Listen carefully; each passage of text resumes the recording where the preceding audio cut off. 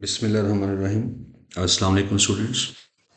आज हम nervous coordination में रिफ्लेक्स आर्क के बारे में बात करें। Reflex arc. तो रिफ्लेक्स आर्क क्या है, इसकी पहले हम डेफिनेशन देखते हैं। What is reflex arc? Reflex arc है pathway of nerve impulse during reflex action। कि जब हमारी बॉडी में कोई रिफ्लेक्स एक्शन होता है तो उसके लिए इम्पल्स जहां जहां से गुजरती है वो पूरा पाथवे क्या कहलाएगा? रिफ्लेक्स आर्क कहलाएगा। अब क्वेश्चन ये है कि रिफ्लेक्स एक्शन बजाते खुद क्या है?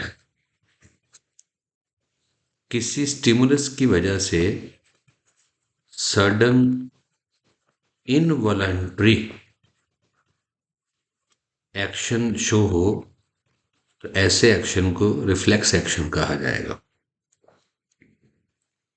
वैसे तो हमारी बॉडी में इनवॉलंटरी एक्शंस बेशुमार हैं, जैसे किडनी का फंक्शन परफॉर्म करना, लंग्स का ब्रीथिंग करना और हार्ट बीट। तो क्या ये सारे इनवॉलंटरी एक्शंस को हम रिफ्लेक्स एक्शन ही कहेंगे? तो जवाब है नहीं। किस इनवॉलंटरी एक्शन को आप रिफ्लेक्स एक्शन कहोगे? That is sudden action. तो इस सडन इनवॉलंटरी एक्शन के लिए इम्पल्स का एक पूरा पाथवे है। वो पाथवे क्या है उसकी हम एक एग्जाम्पल देखते हैं, और वो एग्जाम्पल है hand sorry pain and hand withdrawal reflex action. Hand withdrawal reflex. देखिए, जब हमारा हाथ किसी गर्म चीज को अचानक टच कर जाए तो उसकी जलन और पेन फील होने से पहले ही हमारा हाथ ऑटोमेटिकली इनवॉलंटरीली पीछे हट जाता है, विदड्रॉ उस स्टिमुलस से पीछे हट जाता है। अब इस पाथवे में सेंसरी न्यूरॉन्स इन्वॉल्व हैं। सेंसरी न्यूरॉन्स से इम्पल्स जाती है स्पाइनल कॉर्ड में मौजूद इंटर न्यूरॉन्स, और इंटर न्यूरॉन से मैसेज पहुंचेगा, इम्पल्स जाएगी मोटर न्यूरॉन्स। मोटर न्यूरॉन से muscles of the arms, muscles of arm ये कंट्रैक्ट करेंगे, और कंट्रैक्ट करने से हमारा हाथ उस स्टिमुलस से पीछे हट जाता है, वापस खींच जाता है। तो इसे हम कह सकते हैं पुलिंग हैंड। हाथ हमारा पीछे की तरफ वापस आ जाता है। तो अब इस पूरे प्रोसेस में ये नर्व इम्पल्स का पाथवे है कि इस रिफ्लेक्स एक्शन को शो करने के लिए इम्पल्स इन पाथवे में से मूव की है।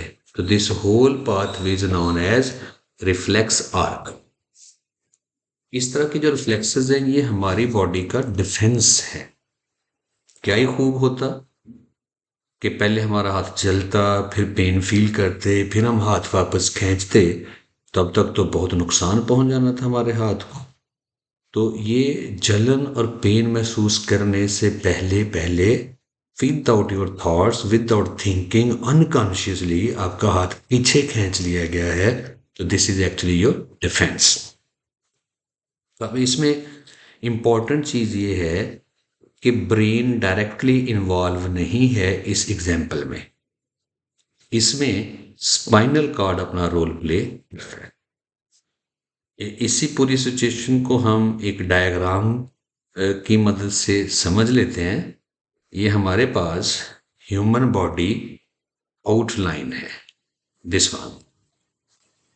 यहाँ पे हम सपोज कर लेते हैं कि ये हमारे पास क्रेनियम के अंदर है ब्रेन, और ब्रेन से एक्सटेंड होता है spinal cord. Here is the spinal cord, this one spinal cord. अब स्पाइनल कार्ड की दो साइड ज़हन में रखनी है। ये स्पाइनल कार्ड की डार्सल साइड होती है, और ये वाली स्पाइनल कार्ड की वेंट्रल साइड होती है, वेंट्रल साइड। और यहां से हाथ में से, रिसेप्टर में से ये एक नर्व आ रही है। इस नर्व को मैं ये मेंशन कर रहा हूं रेड आउटलाइन से, ये। तो ये स्पाइनल कार्ड की एक नर्व बाजू में से होती हुई हमारी उंगलियों तक पहुंची हुई है। अब ये नर्व जो है, जो ही स्पाइनल कार्ड के करीब पहुंचती है तो इसकी दो ब्रांचेस बन जाती हैं, टू ब्रांचेस। एक ब्रांच वेंट्रल साइड पे अटैच है, और दूसरी ब्रांच यहाँ पे डार्सल साइड पर अटैच है, यहाँ पे। तो स्पाइनल कार्ड में से निकलने वाली नर्व की दो रूट्स हैं, दो ऑरिजिन्स हैं, डार्सल रूट और वेंट्रल रूट। तो नर्व एक है, लेकिन इसकी रूट्स यानी स्पाइनल कार्ड के साथ इसके पॉइंट ऑफ अटैचमेंट दो हैं।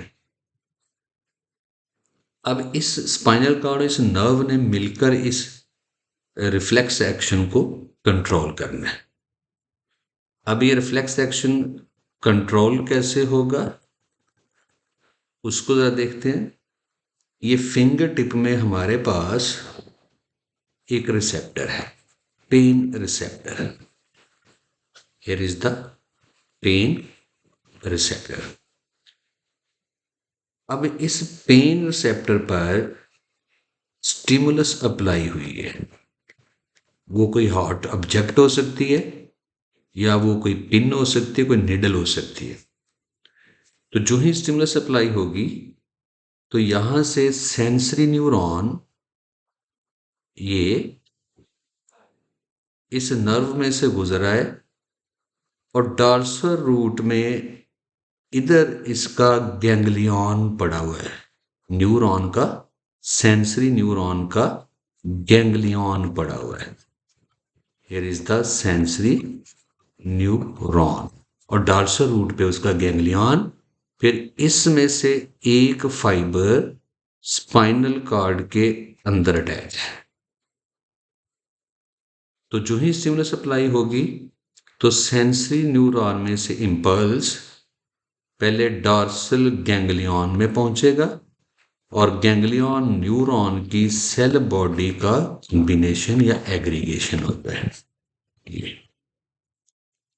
फिर स्पाइनल कार्ड के अंदर एक इंटर न्यूरॉन मौजूद है। ये इंटर न्यूरॉन का कनेक्शन इस सेंसरी न्यूरॉन के साथ है, और फिर एक कनेक्शन यहाँ पे मोटर न्यूरॉन की सेल बॉडी के साथ है।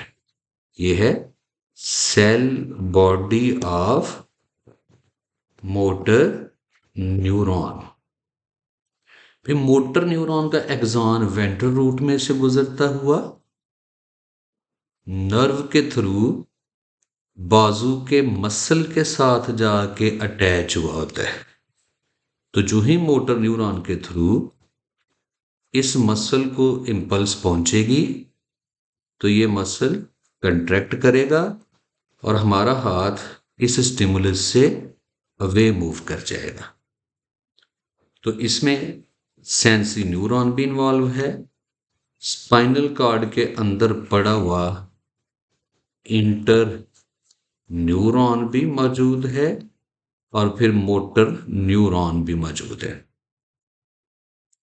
तो अब इसमें इंपॉर्टेंट बात यह है कि इस नर्व की डार्सल साइड पे आपको गैंग्लियन नजर आएगा, क्योंकि सेंसरी न्यूरॉन की सेल बॉडी स्पाइनल कॉर्ड के अंदर नहीं होती, उससे बाहर डार्सल रूट में होती है। तो सेल बॉडीज की एग्रीगेशन को हम कहेंगे डार्सल गैंग्लियन। जबकि नर्व की वेंट्रल साइड पे हमें गैंग्लियन नजर क्यों नहीं आ रहा? क्योंकि वेंट्रल रूट में से मोटर न्यूरॉन का एक्सॉन गुजरता है, जबकि मोटर न्यूरॉन की सेल बॉडी तो स्पाइनल कॉर्ड के अंदर पड़ी हुई है।